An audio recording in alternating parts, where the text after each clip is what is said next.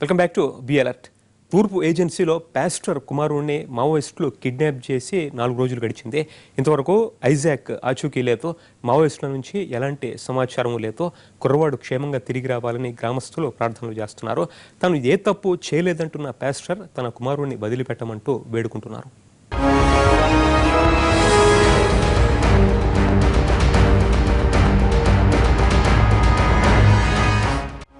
ఏడాది కాలంలో 2 సార్లు దాడి.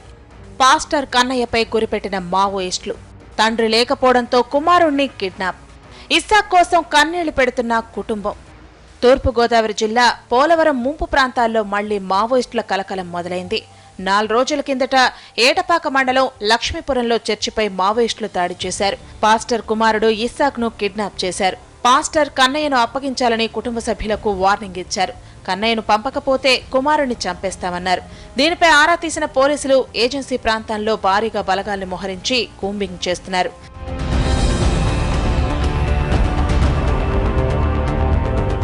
ఛత్తీస్గఢ్ నుంచి వలస వచ్చే వారితో మత మార్పిళ్లు చేయిస్తున్నాడని, సొంత ఆస్తులు కూడబెడుతున్నాడని కన్నయ్యపై ఆరోపణలున్నాయి.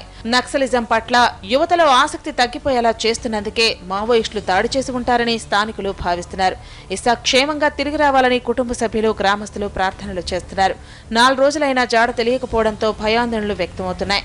తెలియక తప్పు చేస్తే క్షమించమంటున్న కన్నయ్య తన కుమారుణ్ణి విడిచిపెట్టాలని వేడుకుంటున్నాడు. దయచేసి ఆయన ఏదైనా పొరపాటున ఇలా చెప్పాలా చెప్పని చెప్పినా కూడా భయపడి చెప్తాడు తప్ప నిజంగా చెప్పాడు. అలాంటి మాటలు కూడా చిన్నవాడితో చెప్పనించొద్దు.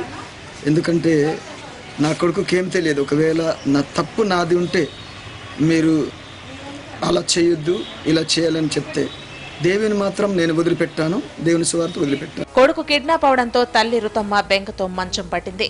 ఇస్సాక్ను విడిచిపెట్టాలని కోరుకుంటోంది. అన్నయ్య కోసం కన్నీళ్లు పెడుతోంది చెల్లి మేరీ. మధ్యరాత్రి వచ్చి 1 గంటకి నా కొడుకును లేపి తీసుకెళ్ళారు. ఏం చెయ్యొద్దు నా కొడుకును, వారికి ఏది తెలియదు, చిన్న పిల్లోడు.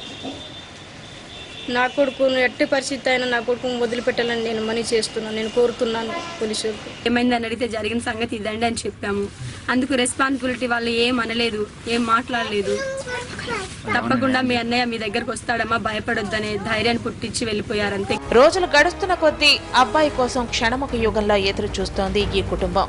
మావోయిస్టులు దయతలిచి తమ బిడ్డను తమకు అప్పగిస్తారని ఆశిస్తున్నారు తల్లిదండ్రులు.